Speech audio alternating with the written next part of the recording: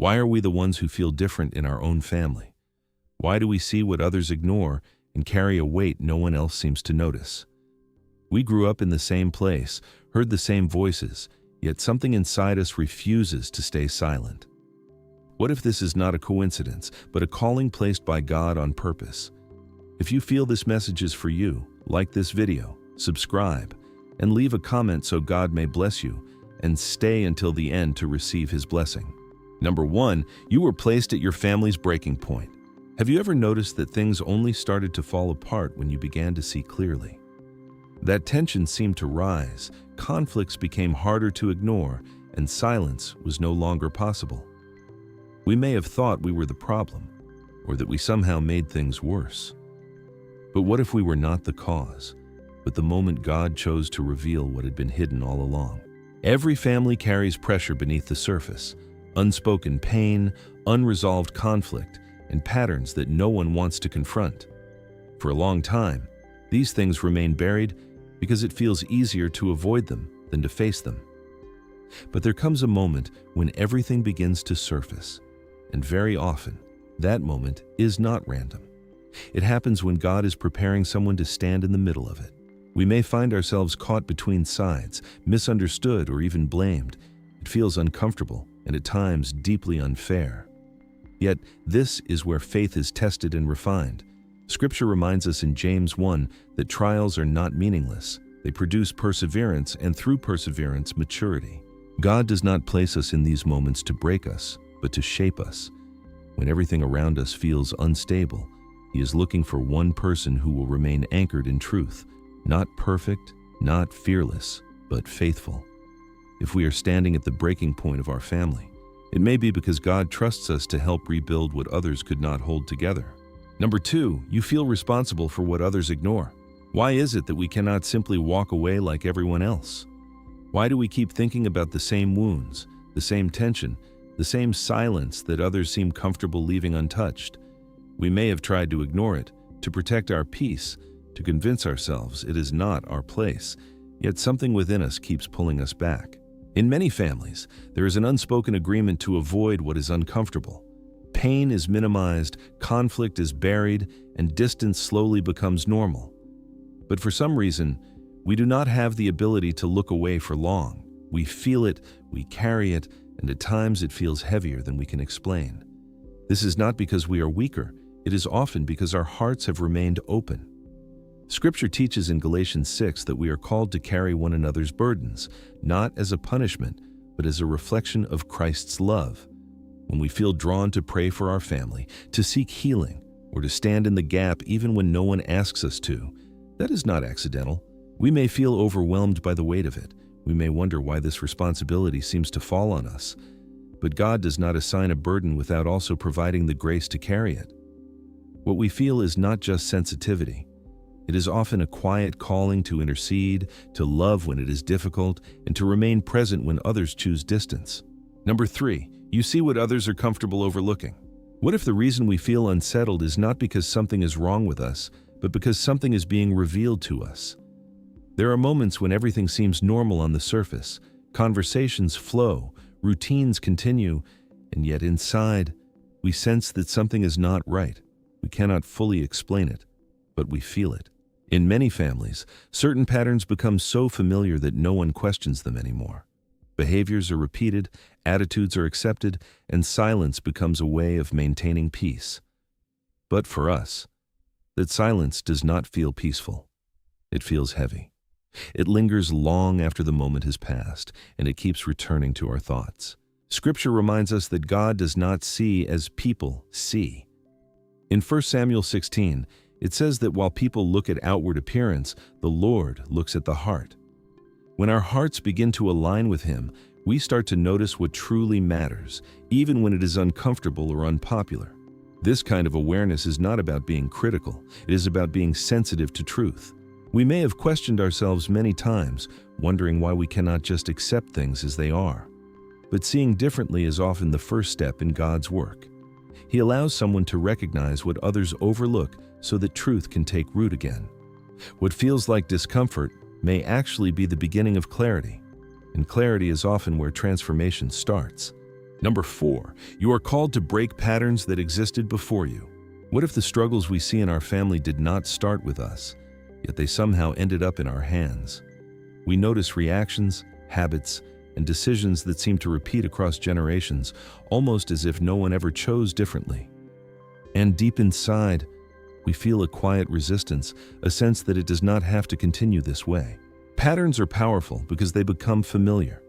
Fear can look like protection, silence can look like peace, and distance can feel normal when it has existed for years. Many people never question these cycles because they were raised inside them. But when God begins to move, He often does it through one person who becomes aware that something needs to change.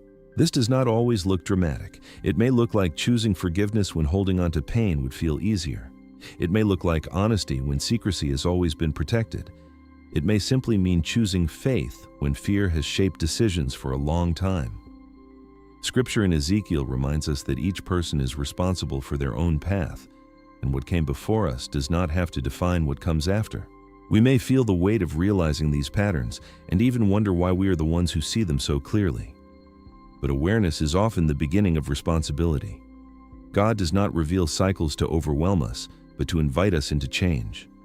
What we choose today can quietly reshape what comes next, even if we do not see the full impact right away. Number 5, you were shaped in seasons no one else saw. Why did it feel like we were growing in silence while everyone else seemed to move forward together? There were moments when we felt overlooked, unheard, even invisible within our own family. We may have wondered if those seasons meant we were forgotten or somehow less important. But what if those hidden moments were never wasted? God often works in ways that are not immediately visible.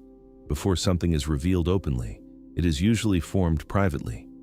When we were not being affirmed, when answers did not come, when we felt alone in our faith, something deeper was taking root within us. We were learning to trust God without external validation, to hold on to truth without constant reassurance. Scripture speaks of being hidden in God's hand, prepared like an arrow before it is ever released. That preparation is not comfortable, and it rarely feels significant in the moment, but it builds endurance, clarity, and a kind of faith that is not dependent on circumstances. We may have questioned why our voice seemed to carry less weight in our family, or why our journey felt different from everyone else's. Yet God often develops strength in places where no one is watching. What was formed in quiet seasons becomes the foundation for what He will do later. Nothing we went through in silence was meaningless. It was shaping us for something that requires depth, not just visibility. Number 6, you chose conviction over approval. Why does it feel harder for us to follow what feels right than to simply fit in? There are moments when going along with everyone else would be easier, less painful, and far more accepted. Yet something within us refuses to settle. Even when no one is watching, we feel a quiet conviction guiding our choices. In many families, approval becomes a silent measure of worth: who is accepted, who is praised, who is seen as successful. It is easy to start comparing, adjusting, and slowly losing the clarity of what we truly believe. But when God begins to work in someone's heart, that comparison starts to lose its power. We begin to care less about being understood by people and more about being aligned with truth. Scripture reminds us that seeking the approval of others can pull us away from serving God fully. Conviction, on the other hand, keeps the heart open and teachable. It reveals areas where growth is needed, even when that process feels uncomfortable. Choosing conviction is rarely visible to others, but it shapes who we are becoming in ways that last. We may have felt misunderstood because of the choices we made or the values we held onto. But obedience has never been about recognition. It is personal, often quiet, and sometimes lonely. When we choose what is right instead of what is easy, we allow God to form a character that does not depend on approval, but on truth. Number 7, you were not chosen for perfection, but for faithfulness. Why do we still feel unqualified, even when we sense that God is calling us? We remember our mistakes, our weaknesses, and the moments we wish we could change. It becomes easy to believe that someone else would be more worthy, more prepared, more capable. Yet God is never chosen based on perfection. Throughout Scripture, the people God used were not flawless. They struggled, doubted, failed, and still kept returning to Him. What set them apart was not their strength, but their willingness to remain faithful. In 1 Corinthians, we are reminded that what is required is not perfection, but faithfulness with what has been entrusted to us. Being a witness within our family does not always mean speaking loudly or correcting others. Often it is seen in the quiet consistency of how we live, choosing integrity when compromise feels easier, choosing humility when pride feels justified, choosing prayer when silence would feel safer. These small, unseen decisions shape a testimony that others can recognize over time. We may still feel like we fall short, and in many ways, we do. But God does not ask us to carry the weight of being perfect. He asks us to remain steady, to keep showing up, and to stay rooted in Him. Faithfulness, even in weakness, is what allows His presence to be seen through us. Number 8, you stayed when it would have been easier to walk away. Why did we not leave emotionally when things became too heavy? There were moments when distance felt like the only way to protect ourselves, when withdrawing would have been the simplest choice. Many times we considered it, and yet something within us kept us present, even when staying was uncomfortable. In many families, when tension rises, people create space to avoid pain. Conversations become shallow, connection weakens, and slowly everyone learns how to coexist without truly engaging. But we found ourselves unable to fully disconnect. Even when we pulled back for a moment, our hearts were still involved, still aware, still hoping for something better. This is not always strength in the way we imagine it. It often feels like vulnerability. Staying means we continue to feel what others choose to ignore. It means we remain exposed to disappointment, misunderstanding, and emotional weight. Yet staying also creates space for something deeper to take place. Scripture often reflects a God who remains present with His people even when they turn away. In the same way, when we choose not to abandon where God has placed us, we reflect a small part of that faithfulness. We are not called to carry everything or to fix everyone, but our presence matters more than we realize. We may have wondered why we could not simply detach and move on. But staying is not weakness. It is often a quiet form of obedience, and sometimes the simple act of remaining is what allows God to begin working in ways that would not happen if we had chosen to walk away. In the end, we begin to see that being chosen in our family was never about standing above others, but about carrying a quiet calling with faith, even when it feels heavy. And if you have ever wondered whether what you feel is truly from God or just your own emotions, the next video on your screen will help you discern that clearly in ways that may change how you listen to Him. If this message spoke to your heart, take a moment to like, subscribe, and share your thoughts in the comments.